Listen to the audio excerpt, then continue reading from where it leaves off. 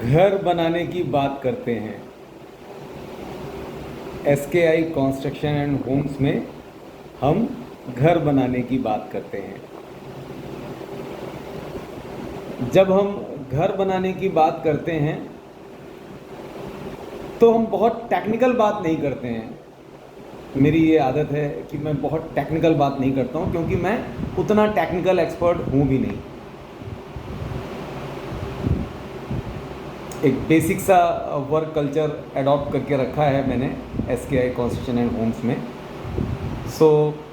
जब हम एक घर बनाते हैं तो हम बहुत साधारण तरीके से विचार करते हैं और कन्वीनियंस का ज़्यादा ध्यान रखते हैं। जैसा कि मैंने आपको अपनी पिछली वीडियो में बताया था कि प्लानिंग कर लिया, आर्किटेक्चरल इंजीनियर से डिस्कस कर लिया, या कोई सिविल इंजीनियर है उससे डिस्कस कर लिया, या जितने भी एक्सपर्ट हैं सबसे डिस्कस कर लिया। कर लेने के बाद में अब भाई फिर भी तो घर तो बनाना ही पड़ेगा। अब किसी को तो जिम्मेदारी देनी पड़ेगी वो घर बनाने की। तो आज का हमारा वीडियो इसी बात पे आधारित है कि जिम्मेदारी किसको दी जाए। कौन व्यक्ति है जो एक घर अच्छा बना सकता है। चलिए, ये बड़ा मतलब बहुत सारे लोगों की अलग अलग इसमें राय होती है। कुछ बोलते हैं कि अरे सबसे अच्छा घर तो एक आर्किटेक्ट बना सकता है। कुछ लोग बोलते हैं साहब सिविल इंजीनियर सबसे अच्छा घर बना सकता है। कुछ बोलते हैं कि अगर एक्सपर्ट ठेकेदार है तो हुक्म घर बढ़िया बन जाएगा। कुछ बोलते हैं नहीं साहब, जो लोग काम करने वाले होते हैं, जो मालिक लोग होते हैं, वो अगर अच्छा विज़न लेकर के चलते हैं तो घर अच्छा बनता है। मेरा मानना थोड़ा अलग है। घर बनाने को लेकर के मेरा मानना थोड़ा सा अलग है। मेरा ये मानना है कि घर जैसा प्रोजेक्ट जो है वो कोई बहुत मेगा प्रोजेक्ट की तरह अगर आप लेके चलेंगे तो आप दुख पाएंगे, तकलीफ पाएंगे। घर बनाने की प्रक्रिया एक आसान प्रक्रिया के तौर पे अगर आप समझेंगे तो ही आपका घर सुनिश्चित तौर पे अच्छा बनेगा। और यूँ तो कहीं अगर आपने इसको मेगा प्रोजेक्ट बना दिया तो बड़ा दुख आने वाला है। अगर इसमें 4 तरीके के विशेषज्ञ एक 25 बाई 50 के प्लॉट पे लग गए तो पैसे की व्यवस्था अच्छी कर लीजिएगा आप। या मैं कह रहा हूँ अगर 4000 स्क्वायर फीट का भी प्लॉट है ना, और उसको अगर आपने मेगा प्रोजेक्ट बना दिया तो तकलीफ बढ़ जाएंगी।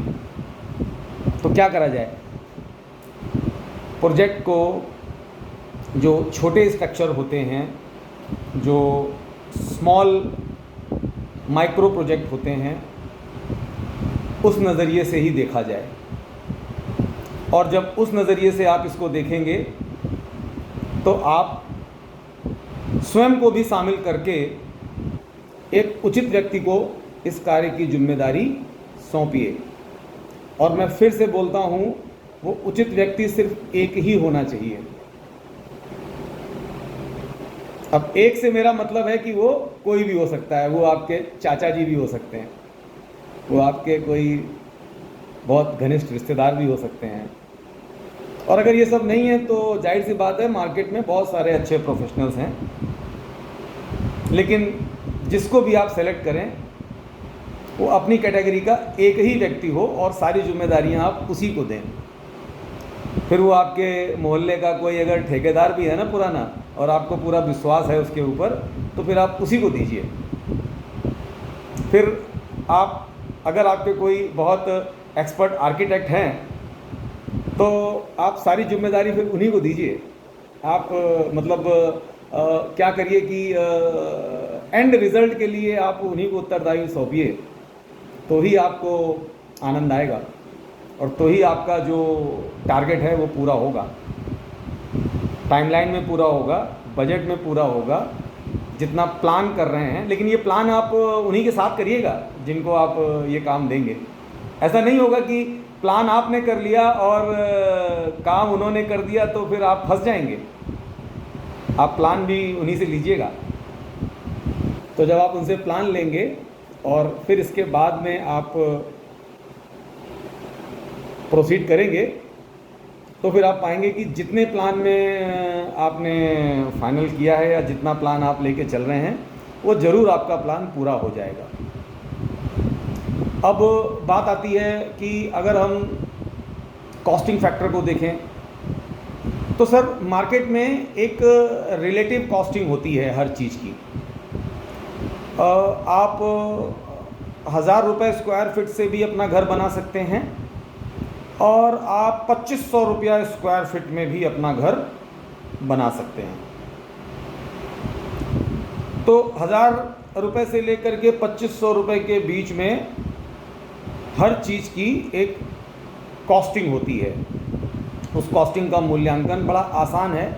बाज़ार में आप सिमिलर प्रोजेक्ट देखेंगे, जैसा कि आपको अगर बनाने का आपने प्लान किया है तो आप एक्चुअल उसमें इनसाइट चेक करेंगे तो बड़ी आसानी से आपको डिटेल पता लग जाएंगी।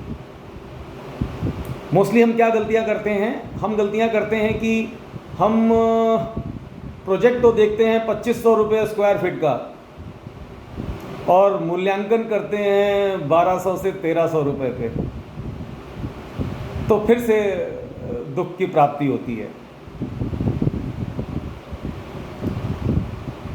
तो मेरा कहना है कि जब आप प्लानिंग कर रहे हैं तो आप यथार्थ के धरातल पर अगर मूल्यांकन करेंगे अपने प्रोजेक्ट का तो आपका काम बहुत अच्छा होने वाला है, बहुत अच्छा होने वाला है। ये मतलब हम अभी जितने भी प्रोजेक्ट कर रहे हैं, जहाँ पे भी काम हम करते हैं, तो मूल में आकर के बस यही बात होती है। बढ़िया से बढ़िया प्लानिंग कर लिया, बढ़िया से बढ़िया आपने विज़न ले लिया, बढ़िया से बढ़िया आपने मटेरियल लगा दिया, लेकिन एक्सपेक्टेशन वर्सेस बजट, इस जगह पे लोग थोड़ी सी मात खाते हैं, क्योंकि इसको वो पहले सेट नहीं करते हैं। तो फ्रेंड्स, सभी लोग जो अपना घर बनाना चाह रहे हैं या अपनी कोई नई प्रॉपर्टी परचेज़ करना चाह रहे हैं या रेनोवेशन का काम कराना चाह रहे हैं या इंटीरियर का काम कराना चाह रहे हैं, तो सबसे पहला काम ये करना है कि एक व्यक्ति को हायर करना है, मुख्य काम। और दूसरा, आपको एक्सपेक्टेशंस वर्सेस आपका बजट, इसका निर्धारण सबसे पहले करना है। ये करिए, फिर आप अपना घर बनाइए और शानदार घर बनाइए। जितने समय में आप प्लान करेंगे, बस 12 महीने से कम समय लेके मत चलिएगा। 12 महीने कम से कम। इससे पहले कोई भी अगर आपका घर बनाने के लिए कहे तो आप स्वयं ना बनवाइएगा उससे घर अपना। मिनिमम 12 महीने का समय चाहिए, शॉर्टकट मत मारिएगा। मैं Prabhakar Shukla, SKI construction and homes से आप सभी के लिए वीडियो बनाता रहूँगा और आपके समक्ष प्रस्तुत होता रहूँगा। Thank you.